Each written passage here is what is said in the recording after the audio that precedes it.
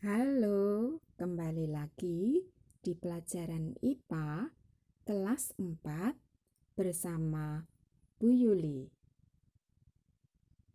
Tema 4 kali ini berbagai pekerjaan KD 3.7 dan 4.7.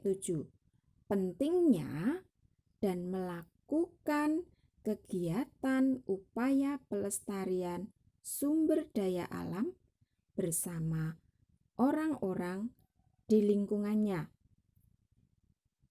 Oke, sekarang mari kita bahas macam-macam sumber daya alam. Berdasarkan sumbernya dibagi menjadi dua, yaitu hayati dan non-hayati. Untuk hayati, yaitu komponen biotik berupa tumbuhan, hewan, dan mikroorganisme.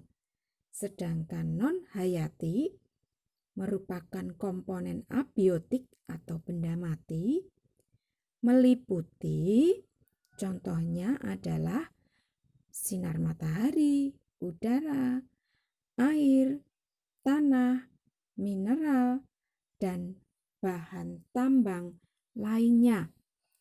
Sedangkan berdasarkan sifatnya, yaitu terbagi menjadi dua, renewable dan non-renewable. Untuk renewable artinya dapat diperbaharui, yaitu dapat diusahakan lagi. Contohnya adalah tumbuhan dan hewan. Sedangkan non-renewable artinya tidak dapat diperbaharui karena jumlahnya terbatas. Contohnya logam, batu bara, dan minyak bumi. Nah, sekarang macam sumber daya alam berdasarkan kegunaan. Kegunaan energi, contohnya air, sinar matahari, angin atau udara, gas bumi, ombak atau gelombang laut. Sedangkan bahan baku, contohnya adalah hasil pertanian, hasil perkebunan, hasil hutan, maupun hasil pertambangan. Nah, sekarang berdasarkan pembentukannya, yaitu sumber daya alam materi.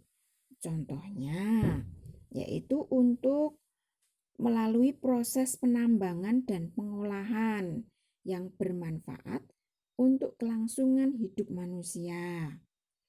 Energi, yaitu menghasilkan energi, contohnya minyak bumi, gas bumi, batu bara, dan lain sebagainya.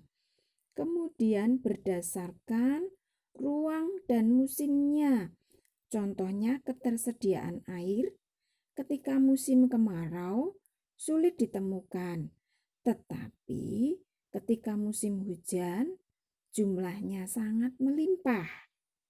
Nah, sekarang macam-macam sumber daya alam berdasarkan nilai ekonomis. Artinya berdasarkan nilai jual. Nah, untuk yang barang ekonomis, contohnya adalah logam mulia, emas, perak, minyak bumi, batu bara, itu mempunyai nilai jual atau berharga, bisa dihargai. Kemudian kalau yang ekonomi non-ekonomis, itu contohnya adalah udara dan sinar matahari yang kita dapatkan secara gratis dari Tuhan dan jumlahnya sangat banyak sekali. Kemudian yang berikutnya berdasarkan lokasi. Berdasarkan lokasinya dibagi menjadi akuatik dan terestrial. Untuk yang akuatik yaitu sumber daya alam yang hanya ada di wilayah perairan. Kemudian kalau yang terestrial, sumber daya alam yang ada di wilayah daratan. Oke, itulah macam-macam dari sumber daya alam. Selanjutnya, mari kita lihat sumber daya alam hayati. Anak-anak, hayat itu artinya hidup. Hayati contohnya hewan dan tumbuhan. Kamu lihat gambar di samping, ada tumbuhan, ada berbagai macam hewan. Kalau non hayati itu contohnya air, tanah, udara, dan sinar matahari. Ingat, hayat artinya hidup. Nah, sekarang manfaat sumber daya alam. Yang pertama, sebagai bahan makanan yang biasanya dihasilkan dari tumbuhan dan hewan. Kemudian, manfaatnya adalah sebagai bahan bakar. Biasanya menghasilkan energi. Contohnya matahari, angin, air, kemudian energi yang berasal dari fosil. Nah, itu akan bermanfaat bagi kehidupan manusia. Yang ketiga yaitu untuk pengembangan ilmu dan teknologi, karena manusia pasti akan terus berusaha dan berinovasi untuk mencapai kehidupan yang lebih baik lagi. Dan yang keempat adalah untuk menjaga keseimbangan alam. Anak-anak, eksploitasi atau penggalian sumber daya alam secara bijak itu akan menjaga keseimbangan alam. Tapi sebaliknya, bila eksploitasi dilakukan secara berlebihan, justru akan merusak alam dan lingkungan. Oke, sekarang mari kita lihat sebaran sumber daya alam berdasarkan faktor geologis. Faktor geologis Indonesia berada di pertemuan 3 lempeng aktif dunia, yaitu Eurasia, Pasifik, dan Indo-Australia, yang membentuk berbagai macam mineral tambang di bawah bumi. Sedangkan faktor iklim, Kepulauan Indonesia itu terletak di kawasan ekuator atau garis khatulistiwa, sehingga mempunyai iklim tropis dan kaya akan flora dan fauna. Sebaran secara geomorfologi, kawasan Indonesia mempunyai garis pantai, dataran rendah, dataran tinggi, gunung, sehingga memiliki variasi sumber daya alam yang melimpah. Nah, sekarang sebaran sumber daya alam juga merupakan sumber pendapatan negara. Contohnya, tambang emas di Papua, tambang batu bara di Sumatera dan Kalimantan, cadangan gas alam di Blok Natuna dan Blok Cepu, kekayaan hutan, laut, flora dan fauna yang langka itu banyak terdapat di Indonesia. Pertanian dan perkebunan juga menjadi sumber pendapatan negara. Nah, anak-anak, itu semua diberikan oleh Tuhan untuk manusia. Tuhan menciptakan alam semuanya ini untuk manusia, sehingga kita sebagai manusia wajib bersyukur dengan cara memelihara alam. Nah, di dalam Kejadian 1 ayat 29 mengatakan, "Lihatlah, aku memberikan kepadamu berbagai tumbuh-tumbuhan yang berbiji di seluruh bumi dan berbagai pohon-pohonan yang buahnya berbiji. Itulah yang akan menjadi makananmu." Tuhan menyediakan semuanya ini untuk manusia. Sehingga sekali lagi Bu Yuli tegaskan Mari bersyukur dengan cara memelihara alam. Nah, sekarang apa yang dapat kita lakukan? Karena bumi kita itu adalah rumah kita sendiri. Mari sayangi bumi kita. Mari kita jaga rumah kita ini. Dengan cara apa ya?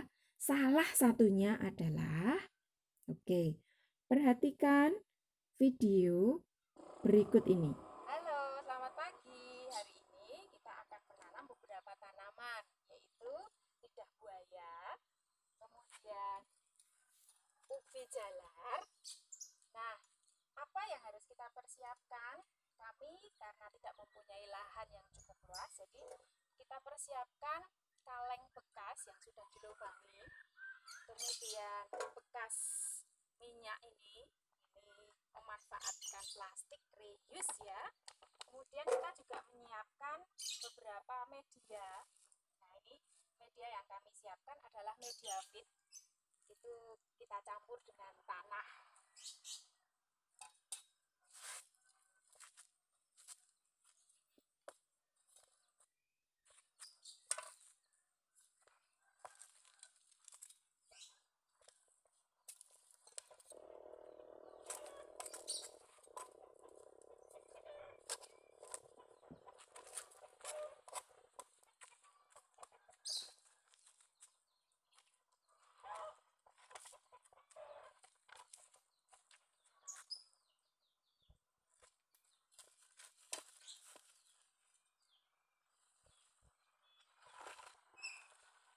Ini jenis sansevieria. Sansevieria hijau yang kecil. Kita lakukan pemijahan supaya dia bisa lebih berkembang dengan baik. Bisa kita gunakan kaleng-kaleng bekas, plastik-plastik yang sudah tidak terpakai, sehingga kita melestarikan lingkungan dengan cara reuse. Setelah ini nanti kita tata. Sekarang kita mau menanam ubi. Ini ubi ungu antioksidan tinggi. Tanam dulu.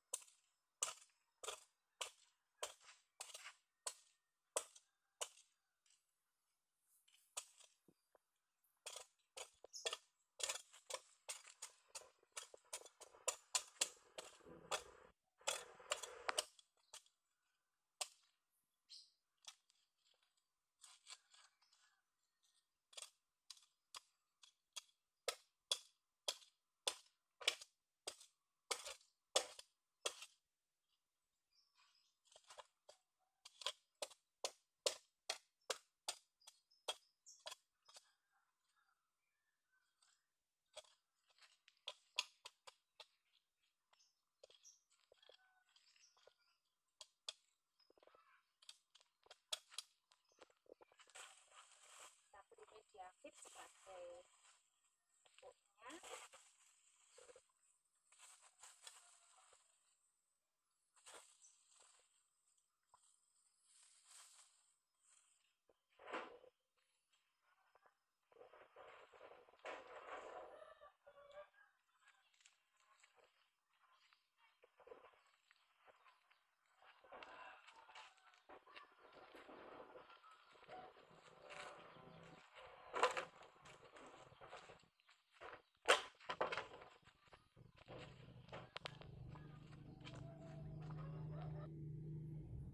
Nah, meskipun sederhana, hal-hal yang kita lakukan, kita bisa melakukan hal ini untuk ucapan syukur kita kepada Tuhan. Nah, sekarang mari kita melakukan pelestarian sumber daya alam. Tugasmu bersama dengan keluarga, tanamlah beberapa tanaman di sekitar rumahmu. Boleh menggunakan pot atau kaleng bekas atau plastik-plastik bekas. Nah, rekamlah kegiatanmu itu berupa video atau foto, kemudian dikirim ke Bu Guru via email. Terima kasih. Tuhan Yesus memberkati.